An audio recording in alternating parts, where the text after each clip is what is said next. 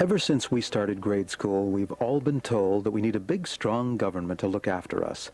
And that, sure, it may need fixing here and there, but generally today's government size is about right. We disagree. We think that government is a parasite, living off what you and I earn and using our money to do unpleasant things to us. From being a nation of self-reliant go-getters, America is fast becoming a country of government junkies. We think an alternative exists, one that puts you back in charge of your own life and destiny. We call it the freedom alternative.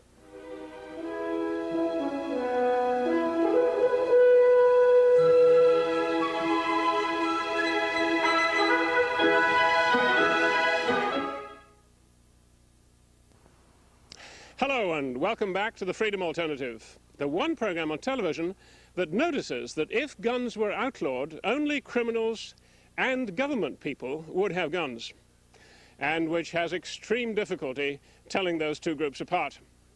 I'm Jim Davies, and we're reporting from the home of our guest today, Monte Dunn. He will tell us about a subject you may never have seen described on television anywhere: reloading.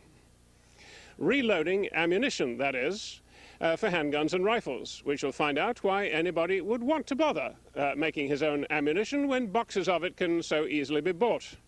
And we'll watch the fascinating process of exactly how it's done. Before we go inside and join Monte Dunn, let's start to put into context the subject of guns. They are machines used for killing living things. What's being killed by a gun, some might ask, got to do with being free? Well, as we pointed out in our program last week, even if governments were reduced to an insignificant size, there would unfortunately still be some who would try to deny you and me the right to live in peace. They would try to steal our property, though not on the scale that government does now, and to molest our persons, though hardly to the extent that government does when it wages one of its wars. How are we to defend ourselves against these residual criminals in a free society? The answer is the same way that we may one day have to defend ourselves against the criminals in government, with whatever weapons we may choose, as effective and appropriate. Guns may not be the only sort, but they are one sort. And to deprive us of guns is to deprive us of an important resource to be used in self-defense. The right to self-defense is basic, you see, to the freedom belief in self-ownership. If you don't have the right even to defend yourself from mortal danger, you don't truly own yourself at all. If you have to wait for a government agent to come and defend you, then your life isn't really yours at all, it belongs to the government. That's really the thinking behind gun control laws. Not to protect kids against accidental discharge, but to do one more thing to lock in the socialist fiction that you and I exist for the good of the state and not the other way around. As Monte Dunn has told us before, across this country today there are already 20,000 anti-gun laws that limit your freedom and mine to own and carry firearms, all of them, we think, in clear violation of the Second Amendment, which says that those rights shall not be infringed. The intention of government people after writing those 20,000 laws could hardly be clearer, surely. They want, if they can, to take weapons out of our hands. Why? Again, it hardly takes much imagination to see the very obvious reason. They want to reduce our ability to resist them, if push should ever come to shove, as the first Americans in 1776 resisted the lawful government of their day. Well, Monte Dunn is one who isn't about to help them. Monte is a musician. He plays with a local band called Brown Buffalo and has, in the 1970s, played with some of today's well-known stars, including Cher. He's also a freelance writer. You may have seen his column in the Register Citizen, and he also writes from time to time in Penthouse magazine. Monte, welcome back to the program. Good to have you again. Pleasure to be here. Yeah, always. Now, you heard what I was just saying about the possibility of, in the foreseeable future in this country of an armed defensive revolution of some kind being necessary. Am I just a wild-eyed revolutionary here, or do you think that's realistic? I think it's realistic. I think the Constitution and the Bill of Rights are being trampled on slowly but surely. Not only the Second Amendment, but illegal searches and seizures, and the First Amendment as well. Has there been any recent precedent around the world where governments have tried to suppress guns and ammunition? Well, in Lithuania, during the revolt there, Gorbachev had them round up all the firearms that were privately owned. In Los Angeles, during the riots, even people who had waited the 15-day waiting period were not allowed to get their guns, and you couldn't buy ammunition. Ammunition was verboten. Now, that's very interesting. Even if they'd got guns already, you're telling me that in Los Angeles they put a ban on the purchase of ammunition, is that right? That's right. They were afraid people would defend themselves. And some of them did, and if it had gone on, fortunately it didn't, but if it had gone on, then they might have had to do a lot more defending. They could have run out of ammunition, and then what? Well, the only people who got guns and ammunition were the looters who stole 1,200 firearms and ammunition for them, whereas legitimate citizens couldn't get a hold of it. And you say the only people who got ammunition were the looters. Maybe there were some reloaders there, were there? Undoubtedly, absolutely. And is that your answer to this problem? One of them, yes. And we're going to have a look at in a moment at how that's done. What other reasons do you have for reloading ammunition? Well, aside from the fact that it's fun, you can tailor ammunition to your particular weapon, and you save a great deal of money as well. So it's actually cheaper than buying new ammunition in the store? Oh, absolutely. It costs about a third. 1/3? Yes. Wow. Well, folks, let's go inside and watch how Monte does this. Very interesting process. Come with us.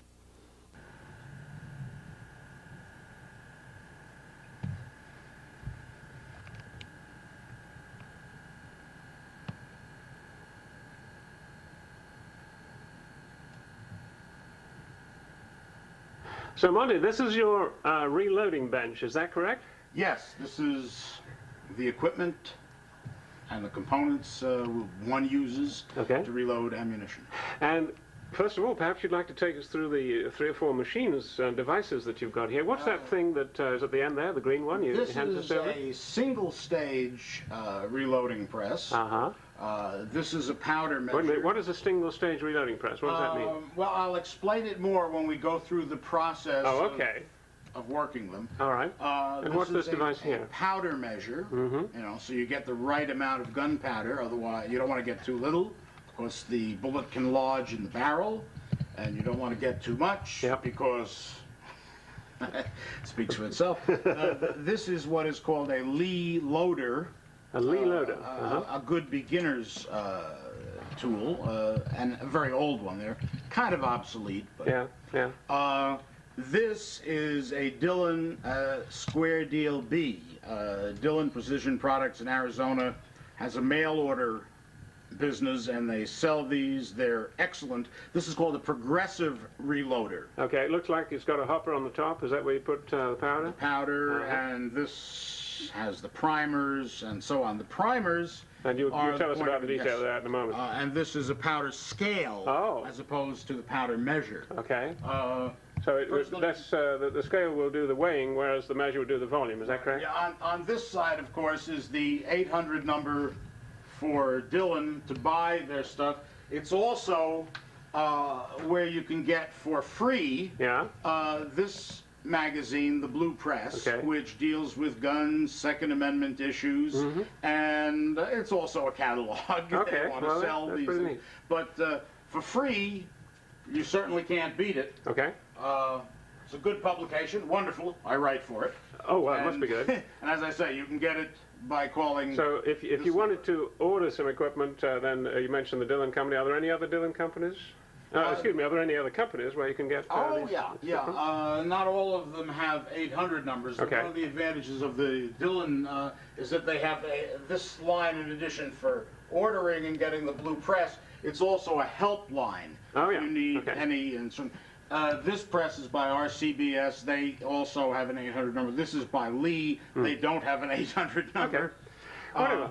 Why don't you and then take there's us... Lyman, which you can tell by these orange things. They're a Connecticut firm. Okay. I noticed, before we start going into the detail of how you put a round together, I noticed that you're wearing yellow glasses. Why? Well, the yellow isn't important, okay. But they're safety glasses in case anything goes wrong. Oh, let me use another visual aid. Has anything gone wrong in your experience? No. Okay. If you take proper precautions, it is very, very safe. Okay. Now, what is that you're holding up? It looks like some sort of a diagram of the yes, round. it's a diagram of a bullet and a cartridge. So take us through the numbers. Okay. Number 1 is a primer. These happen to be Winchester primers, CCI, Federal, other companies make them. And what is a primer? It's when the hammer is dropped, it hits the primer. The primer contains some explosive charge, is that right? Yes. And that in turn ignites the powder, which is number 3. And since it is held within the shell, which we generally call brass. Brass, okay. Because they're usually made out of brass. And number 4 is the bullet. And because this is in a closed space, with Newton's laws of motion, instead of going up, down, or back. So let me understand the difference between the explosive in number 1, the primer, and number 3, the chamber. Would that be the chamber, or what would you call that space? No, the chamber is part of the. What would you call space number 3? That's just the inside. The inside of the shell. Okay. Yeah. Now, am I right? The explosive in the primer area then goes off when it is hit, whereas the charge does not. 3 charge does not. Yeah. And 3, the powder in the area 3 there goes off when it is heated, but not when it is hit. Is that correct? Basically. Okay. When number 3 goes off with a bang, what's to stop number 1, the primer device there, shooting backwards? Well, you've got a wall behind it, and the hammer itself. Is there a kind of flange there to prevent it coming back? It depends on whether it's a semi-automatic or a revolver, but basically there's stuff here. There's metal behind it, and there's just a little hole in it. I don't know how easy it would be to see, but when you pull the hammer back, there is a little hole there. Okay. And when you look at it this way, you see the...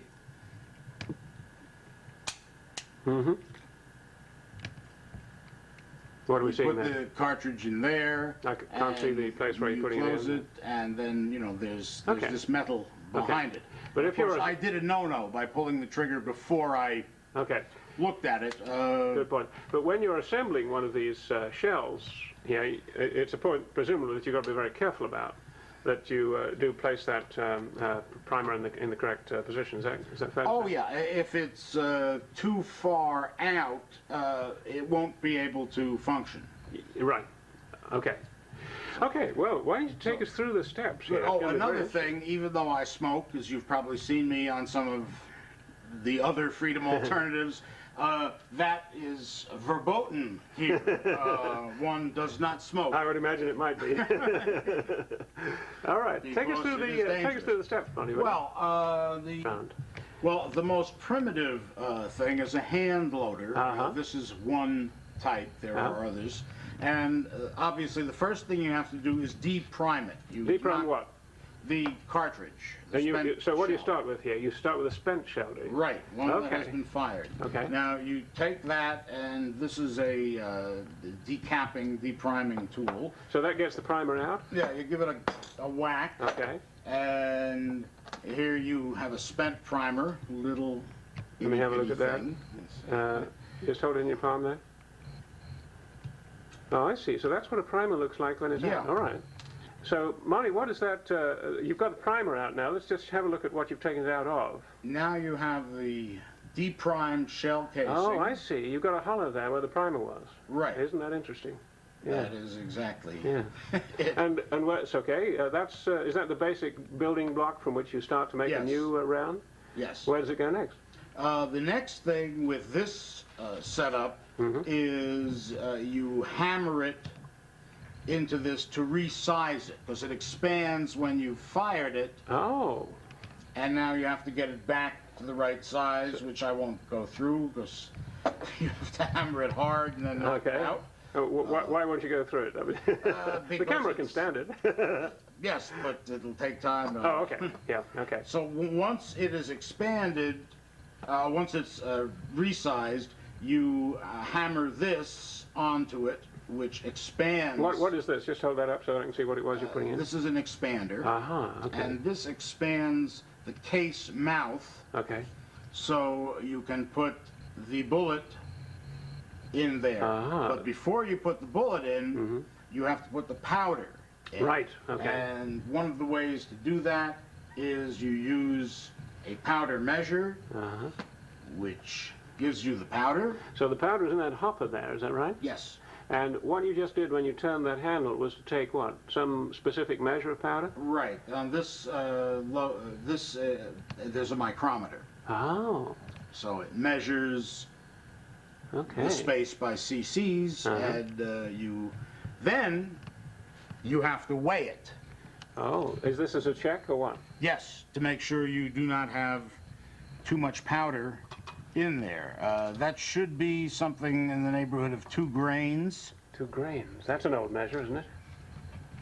An old an apothecary's measure. It's a little heavy. Yeah. So now, we're actually measuring the powder that you had extracted from that device, that measuring device, by volume, and you're finding it's nonetheless too heavy. Am I right? Yes. In this case, it's about 2.5 grains, which would be too much for this particular round. All right.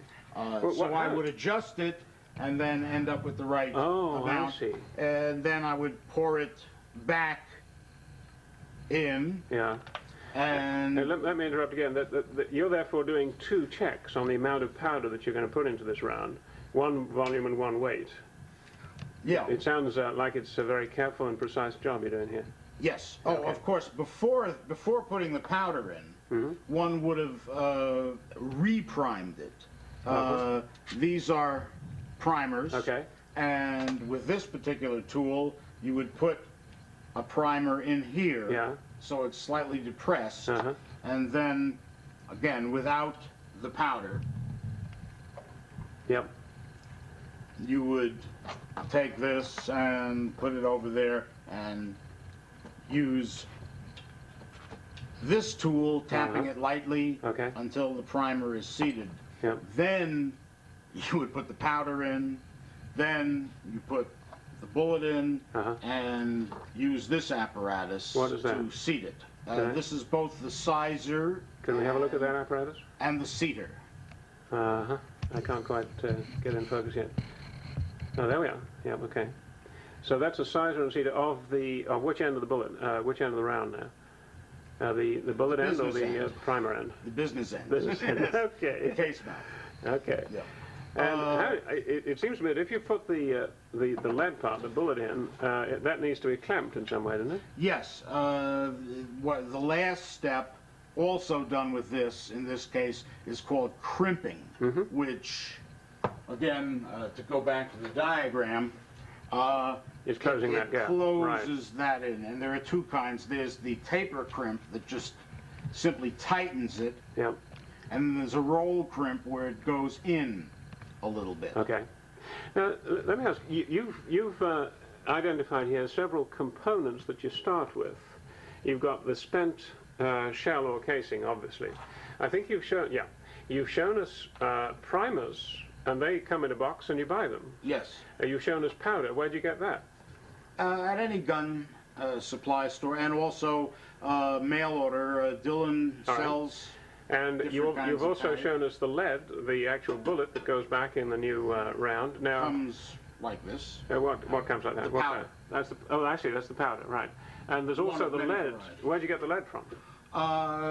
You can also get them from various mail order places, including Dillon, and This, for example, is a bulk purchase of 500 semi-wad cutter hollow point for a 38 Special or 357 Magnum. Hollow point what? What is that we're looking at? Yeah. What? It's the bullet. That was the actual lead, in other words. Yeah. Okay. Yeah. One has to wash one's hands afterward, lest one get involved with lead poisoning. Oh, yes. That's interesting. Now, when we were talking earlier of one of the advantages of reloading is that you're not dependent upon government's permission to buy ammunition. Yes, this is very important. But you've just described 4 components, if I counted right, that you purchase. Yes. So if the government is serious about closing down the ability to use ammunition, they merely outlaw the purchase of all those components, sure. Well, thus far, they've talked about banning certain rounds. Patrick Moynihan wanted to ban 25, 32, and 9mm ammunition, but the components you can use from a variety of firearms. The bullets themselves, you can cast them yourself if necessary. Plus, since the anti-gun legislators are so ignorant about firearms, they have no idea that you can actually make ammunition yourself. So in case of anti-ammunition legislation, there will be a window of opportunity during which one can buy the necessary components. If any of them watch this program, they'll know it then. Exactly. Plus, it's also possible for anyone with a background in chemistry to make their own powder and even their own primers. And brass, fortunately, will last quite a long time, long enough for a period in which we might have to resist government forces. I understand. God forbid it comes to that. Right, and this is one of the reasons for doing it. Now, the advantage of this type of thing, the progressive reloading press, is it works like a charm and very quickly. For example, here, this resizes and deprimes. When you pull it back, you push it hard enough that now it is being reprimed.